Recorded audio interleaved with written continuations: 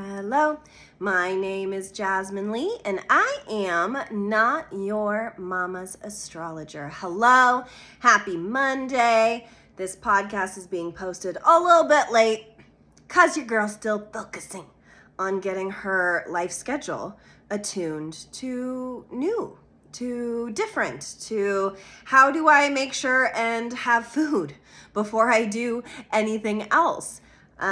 So yes, maybe we're a little late, but I persist. We're right on time.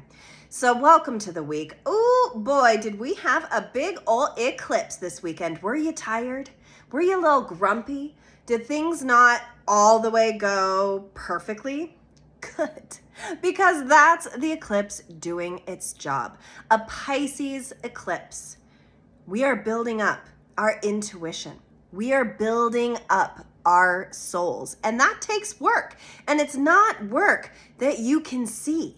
It's not work that is quantifiable. It's opposite Virgo, where we're getting the dishes done and we're getting stuff done, though maybe you did get a little bit done because maybe the Virgo death rattle of perfection being ever present is right here with us. But I have a great example in class for how this Virgo Pisces eclipse season is playing out.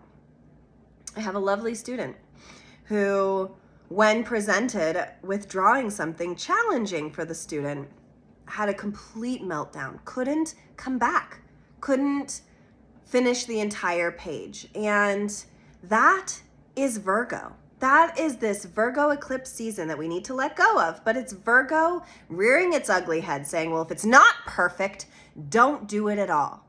And this is a first grader. And so the thing about that is that we are always developing, whether we're in first grade or we're in our 40s.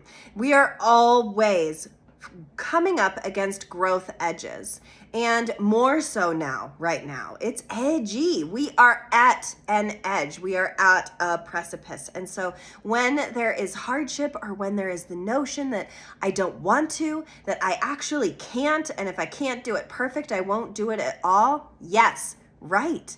We're right on time. This is the energy that we are enmeshed in right now.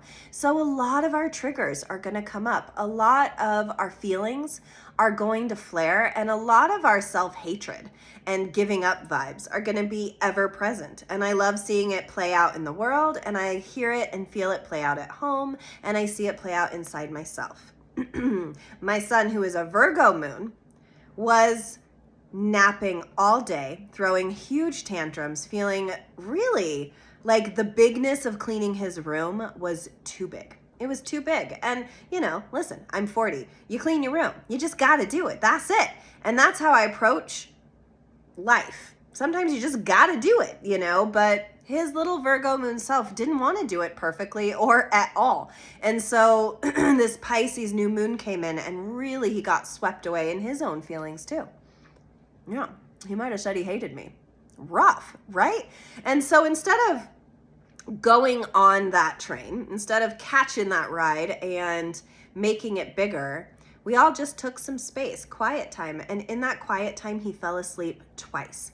And it showed me something. It showed me how this new moon cycle is playing out. And I have something to say about that because things are changing. Have you felt it? I'm sure you have. Have I spoken about it ad nauseum? Yes, I have. And I apologize for that, but it's true. Things are changing, and ever more present than this example that we have two new moons this month in Virgo, which is going to change the dynamic of how we experience our full moon and new moon cycles. So normally we start with the new moon and then we build up to the full moon. But now, with there being two new moons in Virgo, all of a sudden we're getting activated differently. And this is for the next few years, guys. So instead of starting with a new moon and building up our energy to the full moon, now we're going to switch it around and we're going to start with the full moon. We're going to start full. And that's different. That's vibes, all right? Because we're going to start full and we're going to square down. We're going to work ourselves down to the new energy. And so that can play out in a lot of different ways. That can play out with a lot of big energy to start and less is more to end, and getting more focused, and this ability to see. I almost get this intuitive hit, like it's the repercussions of our actions, that we're almost gonna see the writing on the wall and we're gonna scrub it or rewrite it, as it were, throughout each month. So it's more like our work is going to be very obvious. It's gonna be full, the full moon. It's gonna be like, here it is, from cycle to cycle. And instead of building up, instead of that like building manifesting vibe, it's more like, what do we pare down? What do we have to get rid of? What do we have to move? What has to go away? What has to get more focused in order to then start the cycle over again? And it's gonna be a little weird, and it might not feel all the way comfortable, and the energy might be a little wonky, but it's a 2-year opportunity to see our flaws or to see the problem and then have the whole month to work on it, to get to new, fresh energy. I see that as people, losing things, but like it's not bad things. It's like losing the gross stuff that's stuck to us because it's so obvious that it's stuck to us. Gross stuff is very vague. It's like spiritual plaque inside of ourselves that becomes very obvious, so that every month we're going to have this choice to cycle out of it and to be cleaner and to be so fresh and so clean. And I like that for us. I think that could be really super vibey, because sometimes when you're manifesting and building and then it's like this big apex, we can let ourselves down sometimes by having those notions that we're always needing to be building something. And with this Pisces eclipse, we're supposed to be building our intuitive sense, our psychic self, our lesser known bits are all more felt. And so it's kind of interesting that during this eclipse season, then here comes this new cycle where we're starting big and paring it down. And I really kind of love that for us with this eclipse, because Pisces trusts. Pisces is the other realm. Pisces is our addictions. Pisces is where we're escaping. And so if we're starting with this problem of where we're escaping, of what we're addicted to, of what we're doing to not tap into our deeper knowing, then we're going to be able to tap in psychically to get to the more simpler answer, is where I'm going with that, is that everything doesn't always have to be so balls to the wall, like pain is fear leaving our body, bleh. Like, it doesn't have to be like that, guys. We don't have to CrossFit our entire being all the time. Though I have this feeling that our world has made it so that we do feel that way. So let's talk about the week, okay? We're fresh off the eclipse, and whether something happened to you this weekend or not, it did unlock something, so stay tuned. Stay tuned. It also gave us vibes of what was happening last March and last September. So it's like we're building a story and we can't always see it, especially when we're in it. So you just have to trust it, is kind of the vibe. And this Monday and Tuesday cycle is just going to be about resonating, tapping in, getting lots of rest, eating good, wholesome food. Eat your veggies, guys, this week. This is not a week to have cheesecake, okay? As much as cheesecake sounds delicious. Oh, I must have been thinking about that. Doesn't that sound delightful?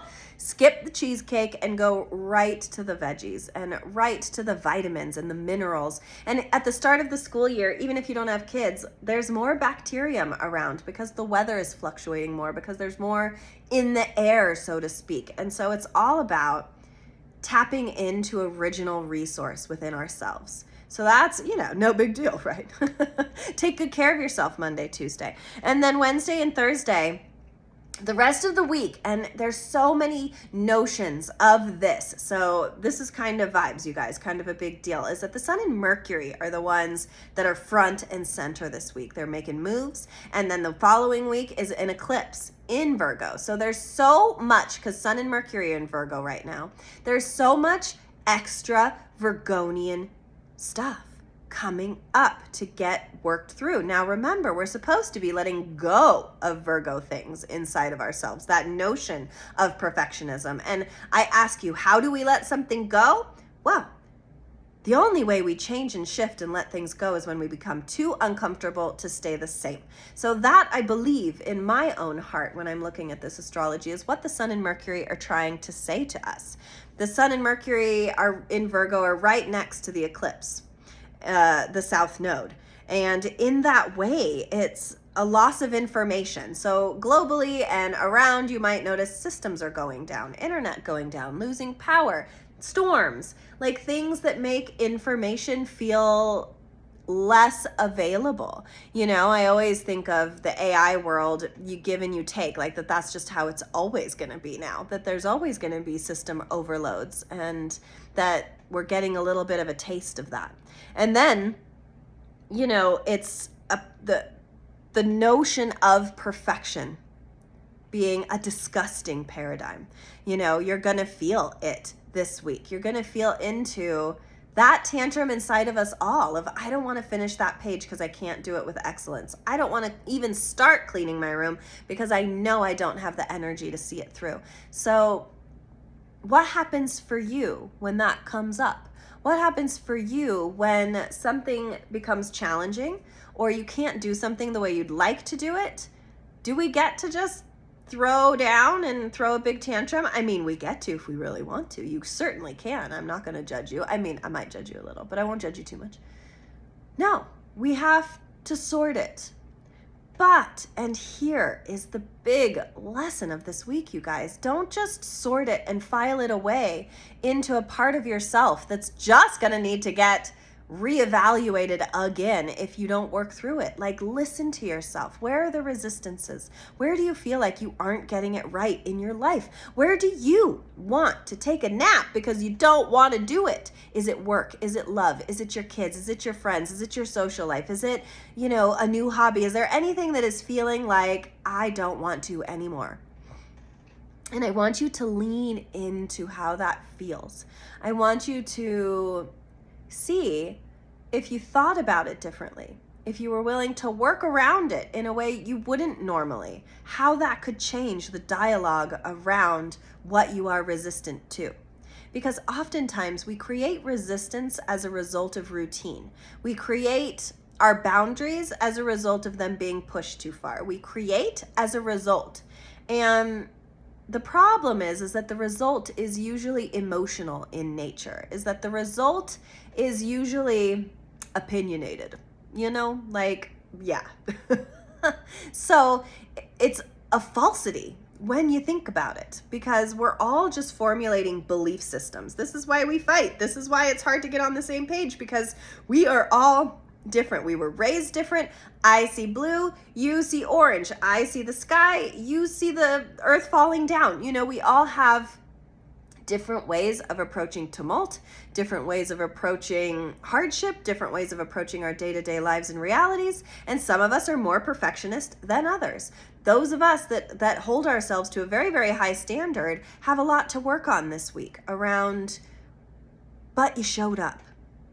Around your presence is more important than your perfection, and how we let ourselves down when we don't even come to the table because we don't think we can do a thing. What if you could do anything? We tell our kids that all the time, but what if it was true? So that's what we're working in this week, you know? And then Friday, the Sun and Mercury are making a beautiful sextile, which is a good thing, in the sky with Jupiter.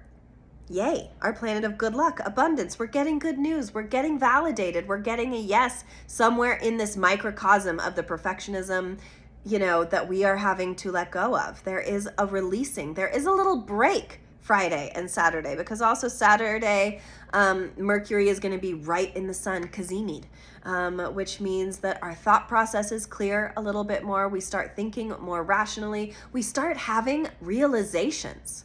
And they are rewarding ones if you do the work. You know what I always say. You want the cookie? You want the cookie of getting to the next level? You got to let go of having to do that next level perfectly. You've got to let go of the notion that doing it a certain way is more important than doing it. Because really, so much of this life is just about showing up. So much of it is just about saying yes. Or saying, I'll try. I, working in a Waldorf school, am not Waldorf raised. I am a public school, general pop, prison rules kind of elementary school kid, okay? Like, I was a bully. I was afraid. And so I had a lot of boundaries, and I was very much a bully. But so I became resistant to change pretty early on, in case you haven't noticed that about me.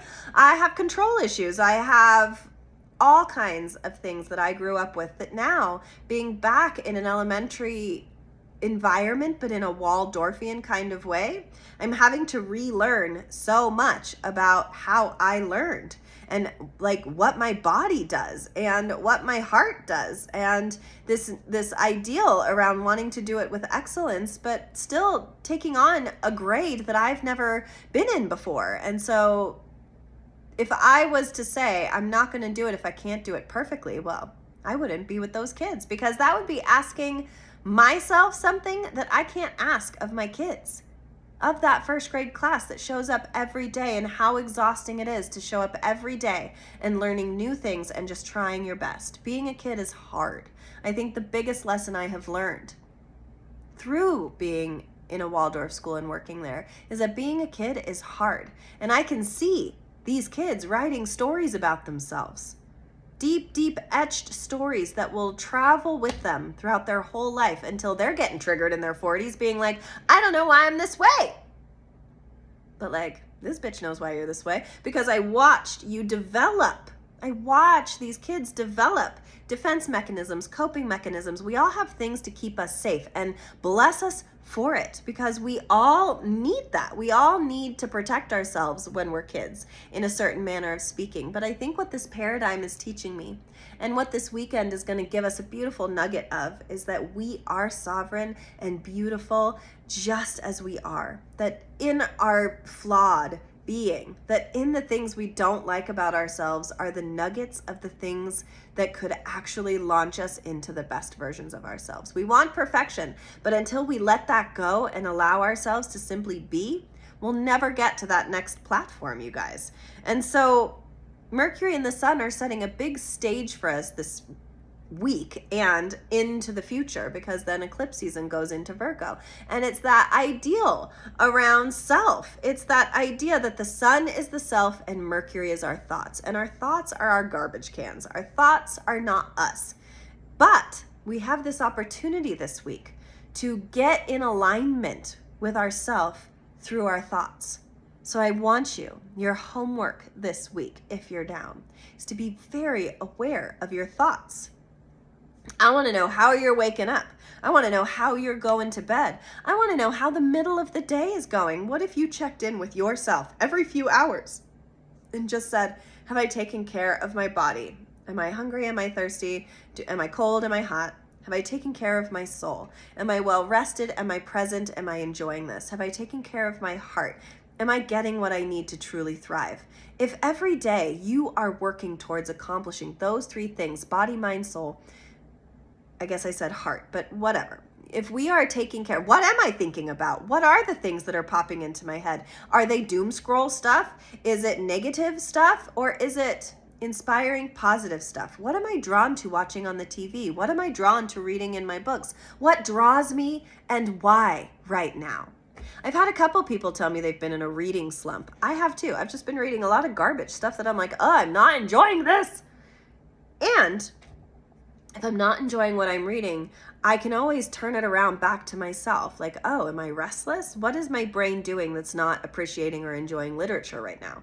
And yeah, my books haven't been particularly amazing, but I love to read. And so I would do it whether it was a good book or not, but I haven't been enjoying it because of this restlessness of, well, if it's not the perfect book, well, if it's not exactly what I want to be reading, if it's not the subject matter, then I'm not going to enjoy it. And it's the wrong narrative. It's, I am sitting. I have time for myself. I am reading. These are the words I'm reading.